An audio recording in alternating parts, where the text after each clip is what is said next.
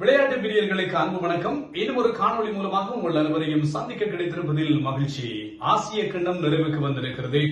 17வது ஆசிய கிண்ணத்தை இந்தியா வெற்றி கொண்டிருக்கிறது. ஆசிய கிண்ணம் நிறைவுக்கு வந்தாலும் அதன் பின்னரான சர்ச்சைகள் எதுவும் நின்று பாடில்லை.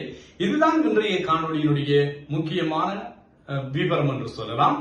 ஆசிய கிண்ணத்திலே இந்தியா வெற்றி பெற்று அவர்களுக்கான கிண்ணம் கையளிக்கப்படவில்லை. இதெல்லாம் உங்களுக்கு தெரியும். ஒரு மணி நேரமாக மிகப்பெரிய, ஒரு மணி நேரத்துக்கும் அதிகமாக மிகப்பெரிய ஒரு இழுபறி நிலை இருந்தது.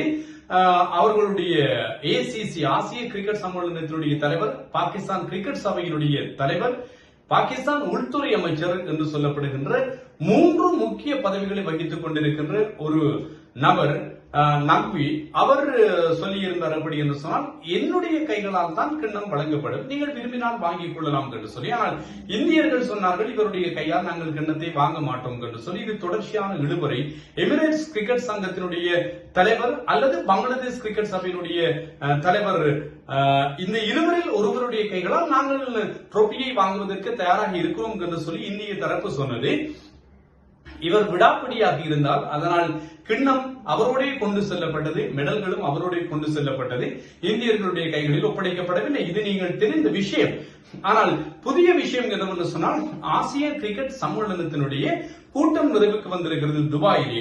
அந்த கூட்டத்தில் கூட இந்திய அணியிடம் ட்ரோபி கையளிக்கப்பட வேண்டும் என்று சொல்லி இந்திய கிரிக்கெட் சபையின் சார்பிலே அந்த கூட்டத்திலே கலந்து கொண்டிருந்த இருவர், அதுவும் இந்திய கிரிக்கெட் சபையினுடைய BCCயினுடைய பிரதி தலைவர் ராஜீவ் சுக்லா உள்ளிட்ட இருவர் கலந்து கொண்டிருக்கிறார்கள். அவர்கள் வன்மையான கண்டனத்தை தெரிவித்திருப்பதோடு கிண்ணம் கையளிக்கப்பட வேண்டும் என்று சொல்ல நக்வி சொல்லி இருக்கிறார். எப்படி என்று சொன்னால், கிண்ணம் கையளிக்கப்படுவதிலே எது விதமான பிரச்சனைகளும் இல்லை. நீங்கள் ஆசிய கிரிக்கெட் சங்கத்தினுடைய தலைமை காரியாலயத்திற்கு வர வேண்டும். அங்கே ட்ரோபி இருக்கும். என்னுடைய கைகளால் அது ஒரு உத்தியோகபூர்வமான விழாவாக அங்கே வைத்து ஊடகங்களுக்கு காண்பிக்கப்பட்டு கிண்ணம் கையளிக்கப்படும். மற்றபடி கிண்ணம் கையளிக்கப்படுவதற்கான வாய்ப்புகள் இல்லை என்று சொல்லி அடம் பிடித்திருக்கிறார். வருகின்ற நவம்பர் மாதம் ICCயினுடைய கூட்டத்தில் இது ஒரு மிகப்பெரிய ஒரு பிரச்சனையாக தோற்றம் பெறும் என்று சொல்லியும் செய்திகள் எல்லாம் வெளிவந்திருக்கின்றன. இதுவும் மிகப்பெரிய அளவிலே இப்போதைய நிலையில் பேசப்படுகிறது. இதற்கிடையில் மகளிருக்கான உலகக்கிண்ண ஆட்டங்கள் இடம்பெற்றுக் கொண்டிருக்கின்றன. இந்தியாவிலே ஆரம்பமாக இருக்கின்ற இந்த ஆட்டங்கள் 8 அணிகள் பங்கெடுத்து வருகின்ற ஆட்டங்களாக இருக்கிறது. வருகின்ற நவம்பர் மாதம் 2ஆம் தேதி வரைக்கும் போட்டிகள் இடம்பெறப் போகின்றன. 2 குழுக்களாக பிரிக்கப்பட்டு போட்டிகள் இடம்பெறுகிறது. பாகிஸ்தான் பங்கேற்கின்ற போட்டிகள் மட்டும் இலங்கையிலே ஏற்பாடு செய்யப்பட்டிருக்கிறது என்பதும் ஞாபகப்படுத்தத்தக்கதாக இருக்கிறது. 8 அணிகள் விளையாடி வருகின்ற இந்த ஆட்டங்களை பொறுத்தவரையில் இதுவரைக்கும் விளையாடப்பட்டிருக்கின்ற 12, இது 13வது மகளிர் உலக கிண்ணம். 12 ஆட்டங்களிலே 7 ட்ரோபிஸை ஆஸ்திரேலியா வைத்திருக்கிறது என்பதும் கவனிக்கத்தக்கது. 4 இங்கிலாந்திடம் இருக்கிறது, 1 நியூசிலாந்திடம் இருக்கிறது. இந்த 3 அணிகளும் தான் கிண்ணத்தை வைத்துக் கொண்டிருக்கின்றன என்பதும் சொல்லத்தக்கது. இம்முறையும் ஆஸ்திரேலியாவிற்கு தான் அதிகப்படியான வாய்ப்புகள் இருக்கும் என்று நம்பப்படுகிறது. இறுதிப் போட்டியிலே ஆஸ்திரேலியாவோடு இங்கிலாந்து அல்லது இந்தியா விளையாடலாம் என்ற செய்திகள் வருகின்றன.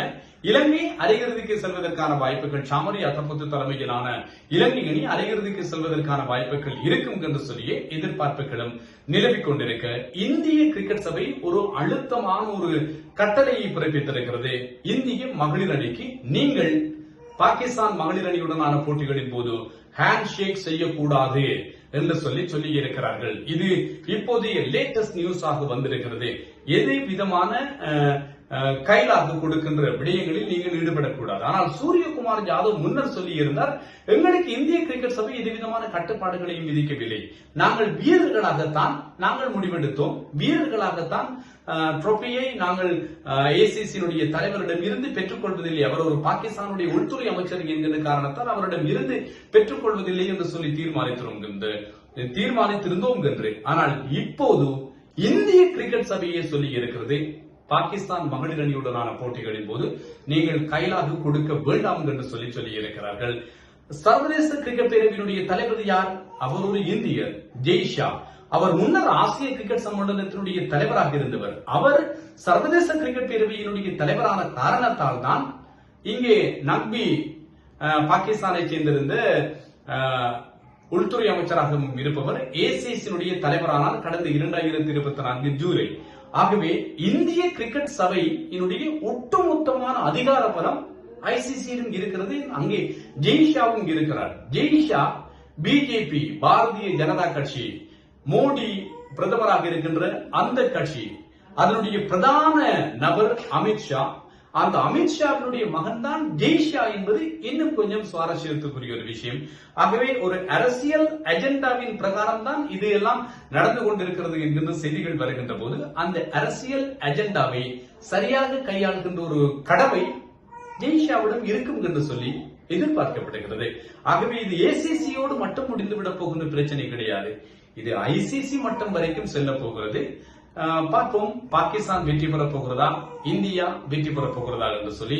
ஆனால் இந்தியாவா பாகிஸ்தான் என்பதற்கும் அப்பால் கிரிக்கெட் அரசியலால் கரைபடிந்து போகிறது.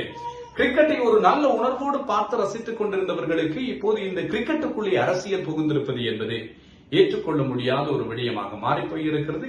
காத்திருப்போம், இது தொடர்பான விவரங்களை உங்களோடு பகிர்ந்து கொள்ளலாம்.